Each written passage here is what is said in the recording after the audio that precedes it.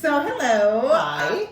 As you know, I had an upper eyelid by Dr. Lee, who is amazing from Artful Surgery. Thank you. I've told my story a few times, but as many of you know, it was a procedure that I had thought about for years. My mom's actually had it done twice, so I kind of knew I was like headed in that direction. I didn't know when I was going to get it or who I was going to get it by. Me and Dr. Lee kind of fell into each other's laps, kind of, you can say, through like different events, and we started chit-chatting, and I just felt a little comfortable and connected to her. So I came in and I did a consultation, and it was a match made in heaven. Oh, thank you. Thank you. So we can talk a little bit about what my consultation. So I came in, I kind of told her my history, my background, and why I wanted an upper eye bleph. I will say that Dr. Lee's answer to me was kind of what sold me. She told me that, do I need an upper eye bleph? Do people see me and notice? And she said no. Can she notice as a plastic surgeon? She said yes. But her answer that really stuck to me was, if it's something that I notice and I keep thinking about and bothers me, then I'm the one who needs to make the decision, and I'm the one who needs to feel comfortable looking at myself. Right. And my job when I see somebody in consultation is to encourage them to share with me what's really bothering them, and then I need to be able to see what it is that I would be correcting or improving. And occasionally what the patient sees is different than what I see, and part of my job is making sure that people are safe and that what we're doing is really indicated.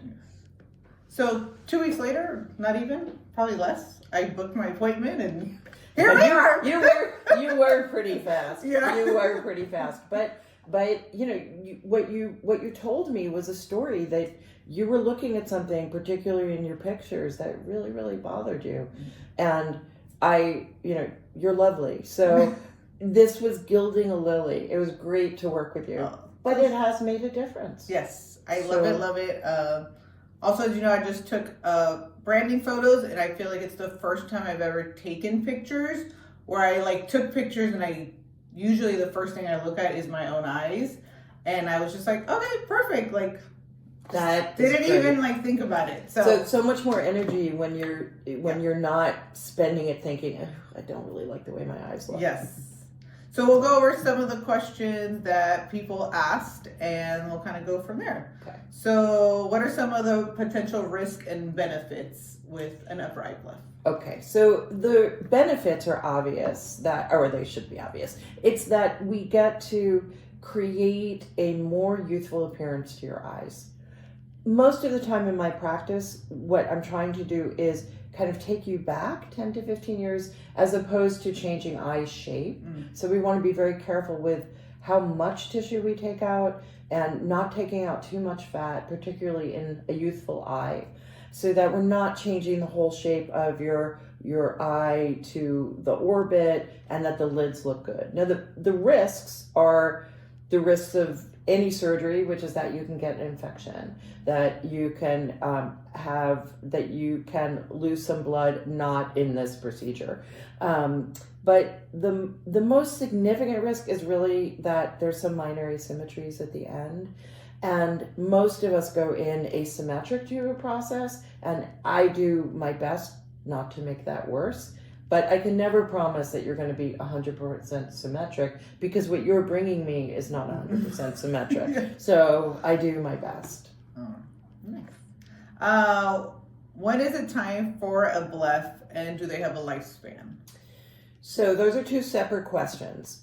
We kind of touched on the fact that the time for a bleph is when there is something correctable, and that there's something that my patients are looking at that really distract them every day as they say, I don't like the way my eyes look. That's time to start at least thinking about it. And the lifespan of something like a bleph is permanent, in that we're getting you back to where you were 10 to 15 years ago. But aging goes on, and gravity continues to work against us. So that correction is never lost. You always will have set back the clock. But say everything continued just as it was, and in 10 to 15 years your eyelids look like they looked back then, it's not like it wasn't durable. You got 10 to 15 years. Yes. And the other important thing is that I'm a lot older than you, and I will tell you that our relationships to how our bodies look changes as we get older too. So what I look like now may have driven me crazy if I were 30, but at 62, I'm really happy with it. So your eyes might get heavier again, but by the time you're 15 years older, it might be totally fine with how you feel. Very true. And then, how much was it? And then, was it painful? So I guess the painful question was kind of more towards me. Yeah. So I will say that, you know, there's a ballpark of between $6,000 to $15,000, depending on exactly what we're doing, how much time we need in the operating room, whether we're doing uppers and lowers, how aggressive the procedure needs to be, whether or not there's general anesthesia. So the really good thing to do is to come in and get a personal quote, because everyone's needs are different. And so I will always be completely transparent about what things cost, and I will always explain why I'm suggesting one procedure over another. And then pain wise, I mean, I have 3 boys, so I feel like I have a pretty high pain tolerance. But I mean, it's different. I joked, but I was like, I literally had a tummy tuck done of my eyelids. She did prescribe me some pain medication and promised me to make sure I took it, because as like, I think as also like a nurse, you're just like, and a mom, you're always like, no, I can do this on my own. I can do this without. I don't know why, but you know. I don't know either. So I did take one the night of. Other than that, I took Motrin and lots of icing. I do a lot of red light, so I did do a lot of red light. That's good. Yeah, a lot of icing. Icing was probably my favorite thing of everything. Okay. I iced probably 20 minutes. Probably it made you most comfortable. Oh, yes. Yeah. It just like felt the best. Right. And then I would take like a Motrin at night and some eye drops, and that was it. It was piece of cake. I was really expecting like black and blue eyes. I told you that. I was like ready to have these black and blue eyes in my Christmas picture, and you failed. Well, you know, a lot of how much bruising a patient gets depends on the quality of their own tissues, not so much what I'm doing, because we're very careful about bleeding control in the operating room.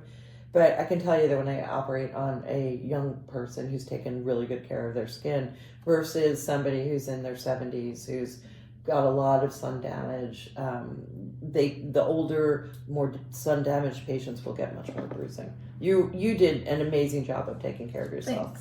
Thanks. All right. So another question I got was I awake during the procedure? And the answer was no. And it was the best nap ever. Yeah, good. So you know, it's a great question, and people often ask, do I have to go to sleep for this? And the real answer is no. However, I work in a fully accredited freestanding surgical facility with anesthesiologists who I trust completely and would let put my children to sleep. So let's talk about what the benefits are of having a general anesthetic. Mm-hmm. First of all, once you are asleep, I'm giving you local anesthetic. And that both cuts down on any bleeding, but it also means that I'm really providing the surgical anesthesia. And so they do not need to keep you very deeply asleep. They just need to keep you comfortable. And there is no patient that I have ever operated on awake who isn't talking to me or falls asleep and then wakes up and moves while they wake up. And yes, it absolutely can be done, but there's no question that it's a much safer, in my opinion, and controlled environment if you go to sleep, I give you the local just when you're asleep, and then they just keep you sleeping and comfortable. I can move faster. I can be more meticulous when I'm not always worrying that I have a knife in my hand and you might move your face. Yes. So I prefer it this way. It is not mandatory. And I can do it when patients insist, but I can tell you it ends up taking longer. Yeah. So patients wake up quickly, they're comfortable. We don't have the problem anymore with nausea and headache and all the stuff that people always attribute to anesthesia. Okay. All right. Another question is, how do you know if you're a good candidate? So that's the purpose of a consultation, right? When I have a patient come in to see me, it's the first time we're meeting. It's important that I understand what they're looking at that really bothers them. And then we talk about what the options are. Yeah, I remember you asking me, like, do I just want the skin off, or am I trying to, like, change the shape of stuff? Exactly. Yes. Because sometimes we do have patients who say, I've always hated that my eyelids were heavy, and, you know, I see baby pictures of myself with my heavy eyelids, and I'd like to have more area to put eyeshadow on. Most of my patients come in and say, no, I just want to look like I did before my eyelids started bothering me. Yeah.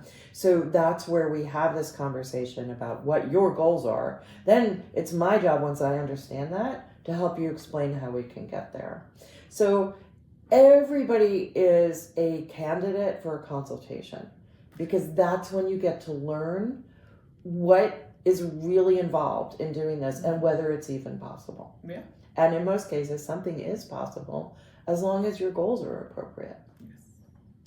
I know, like, personally for myself too, I worked at a med spa before I opened my own, and I know there's like a lot of treatments on social media of like lasers and cool peels and things that you can get done to your eyelids, and you see like the little skin like shrinking. Mm-hmm. I want everybody to know that I've had them all done. Okay. Like I've done the little zapping to my eyelids, yeah. And I've done a bunch of lasers, and they worked for like a few months. Mm-hmm.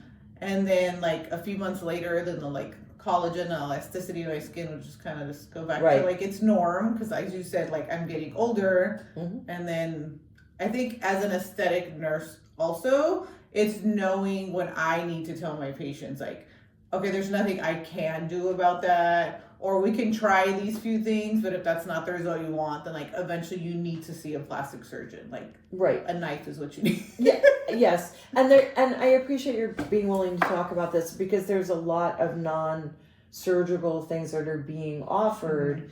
Mm-hmm. And I think that there are times where patients aren't ready for surgery. Whether or not they would benefit from it, they're just not ready to have it.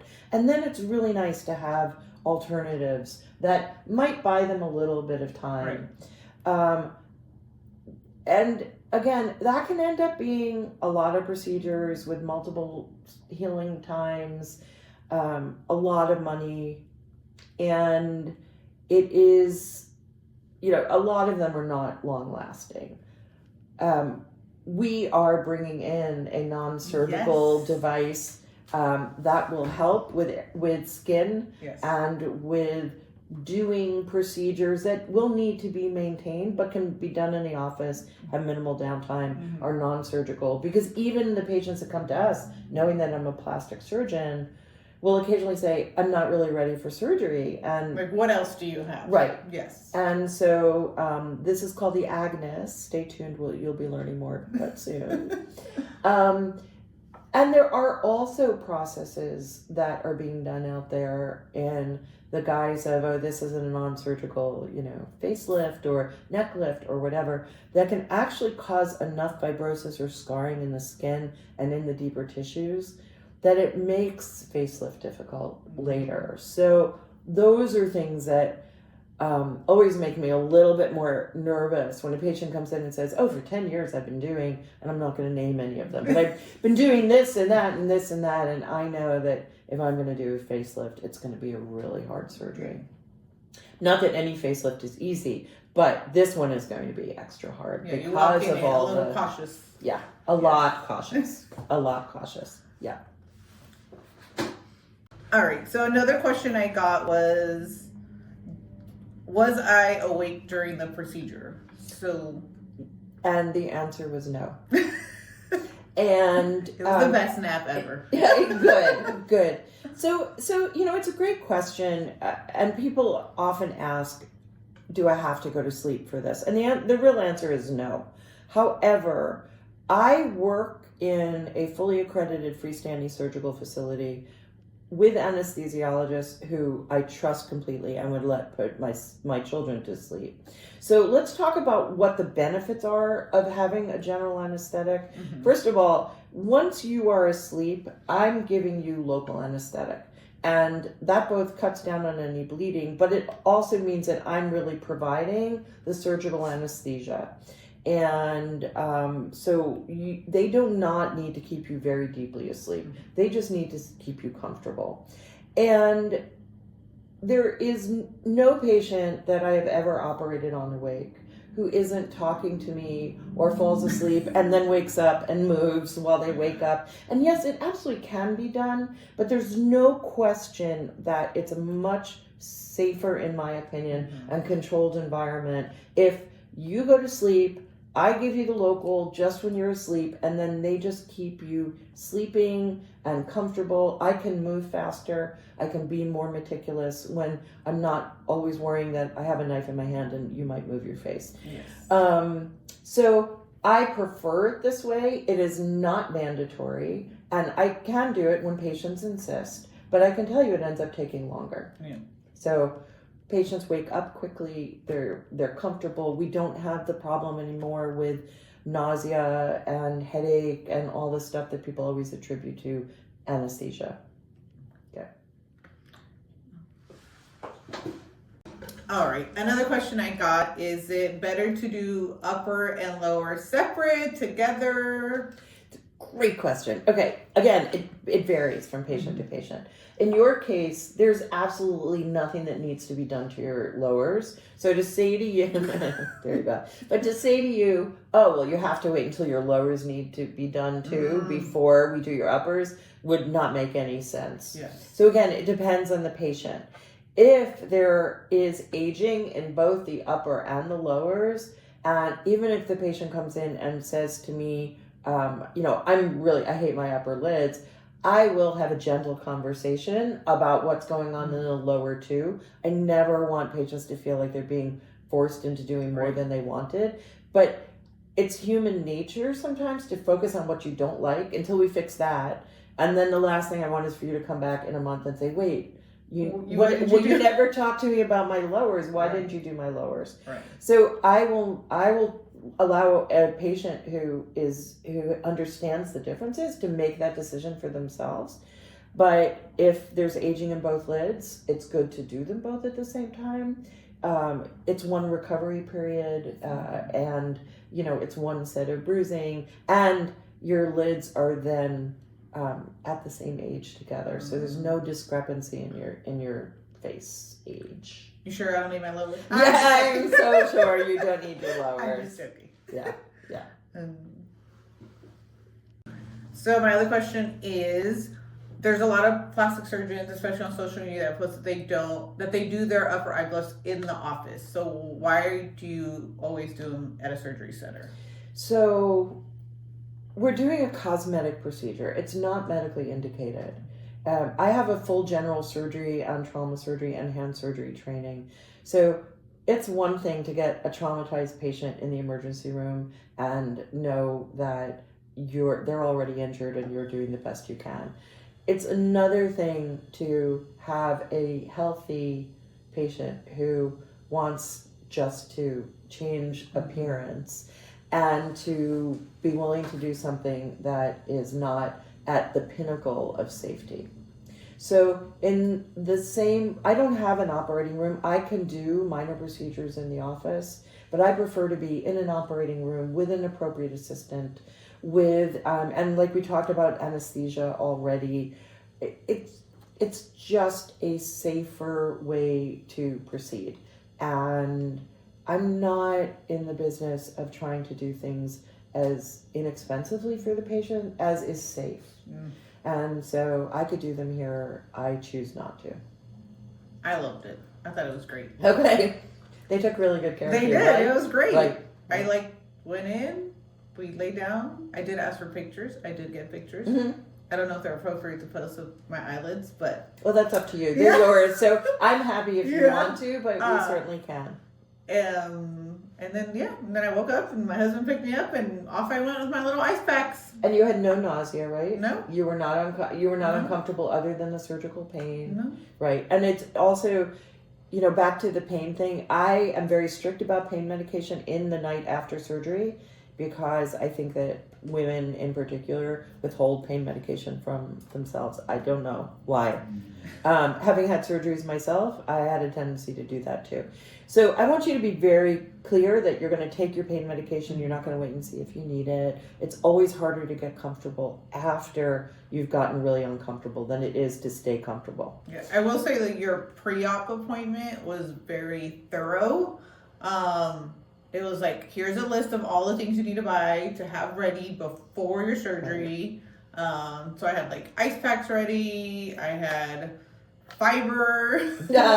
I had picked up my pain medications. I had eye drops. And then she had a list of like, make sure I eat protein, like hard boiled eggs for recovery, like make sure I'm drinking lots of water. So I did all that. I did do an IV hydration about a week before, and then I did another bag about a week after. And that may entirely be why you sailed through this. I mean, I'm learning from you about this. And then I did do like 20 minutes of ice, and then I would do 20 minutes of red light. Good. I was like, I couldn't get over like how easy it was. I'm so glad. It was so smooth that I'm telling you, I was kind of like, what happened to my black eyes that everybody posts pictures of that I did not get? And then two, I mean, I feel like, the universe waited for me to go get it, but I'm so happy I didn't like rush myself into getting it. Like I said, it's something I've always thought about. I would be like grabbing for my sunglasses if I was going to take pictures because like that's all I would see. Yeah. And like maybe other people didn't notice, but it was something that like really bothered me. Right. So I'm glad. I love it. It was amazing. Oh, I'm so glad too. And I'm so happy to have this chance to talk about it. Yeah. Yeah. And I think it seems like minor to like some people and like some people don't get it, but I think that's the point of kind of what we do. It's not about anybody else. It's not about like, what somebody sees or what they post on social media. It's like what you have to see and what you're comfortable with in your own self and your own body. Right. So, yeah. Thank you. Yeah, it was great. I love it.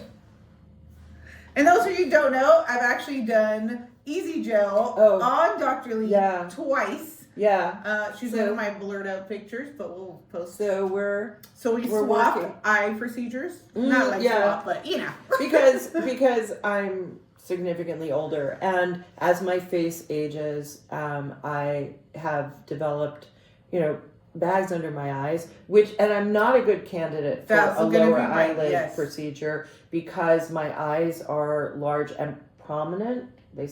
So that I would have a tendency if somebody started operating on my lower eyelid to end up with this, and we definitely don't want that. So I have worked with fillers and to try to camouflage this, and then my face has always been full and it was getting too full, and I'm so glad to have learned about this worked with Melissa and learned about this new process because it makes a difference. Yes, it is. I love it. I've had 2 treatments of Easy Gel underneath, and I do have some cheek filler.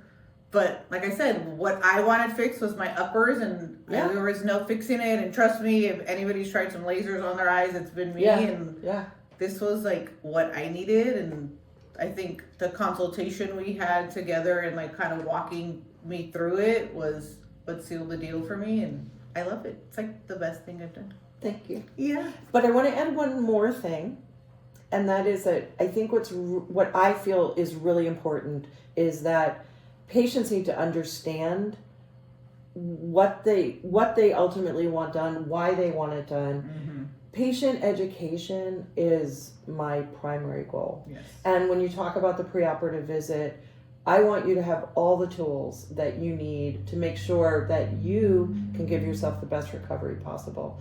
Because I always say, your overall outcome may only be 30% how fabulous I am in the operating room. The other 70% is on how you heal. This is surgery. So I want to make sure that patients are partnering with me to make sure that their recovery is excellent, which is exactly what you did. Yeah. And that's the purpose of having a really good preoperative visit, so that I make sure that you have everything lined up to do what you need to do to make sure you heal well. Yeah. It's true, because I didn't wear contacts for about a week. Okay. Reached like 10 days. Yeah, so, I just stayed in my glasses.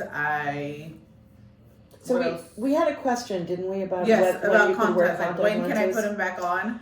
I waited till I came back to see you the second time. It happened to happen like during like Christmas, so we like adjusted our own schedule, but we made it work. And but I probably waited like 10 days until I felt like fully healed. I obviously didn't do anything until after my stitches were out, and even then I waited a few more days. And the sutures came out at day 3. They usually come out between day 3 and day 4 because that's the time that we're not going to get any kind of crosshatch marks. Yeah. But when sutures come out at day 4, the surface of the skin is healed, but you could still stretch it and open up the incision again. So as to contact lenses, you don't want to be manipulating that eyelid to get the lenses in or out.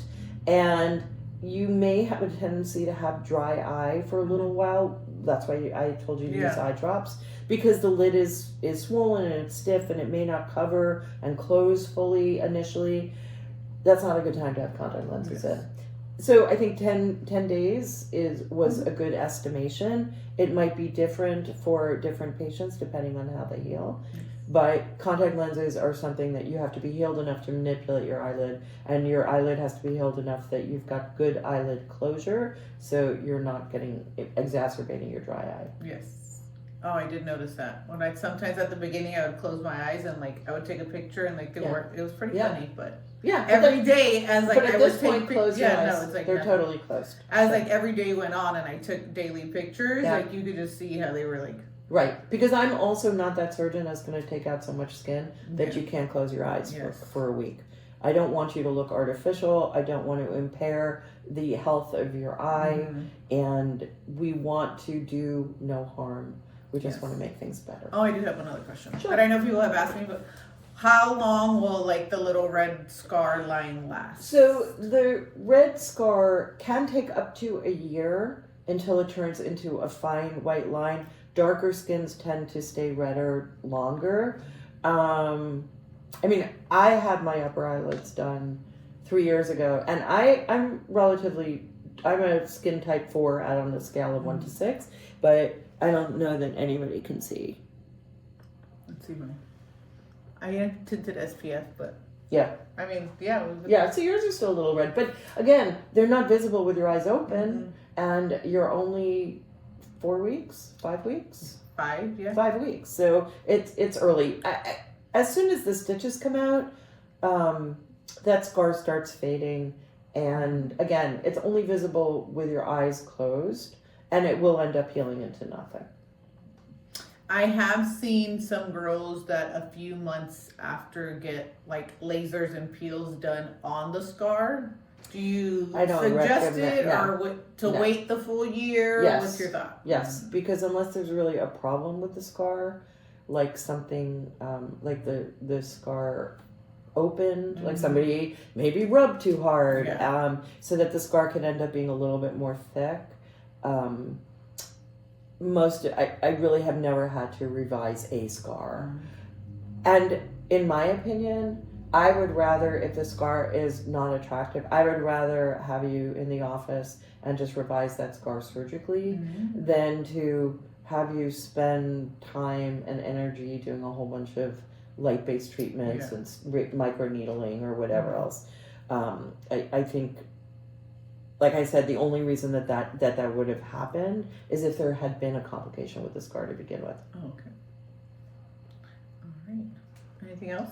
No! All right, so as you know, I'm Melissa from Me Aesthetics and Wellness, and this is Dr. Lee from Artful Surgery in Lafayette. So if you have any questions for me or her, let us know. And we do send patients back and forth to each other because we like the work that the other one does. And like I said, there's just sometimes that you come in and you're like, I want to fix these jowls, and you keep going like this. That's a facelift. Only so much I can do. After a while, I can't if your jowls are down here, I can't put them up here. I just can't. Right.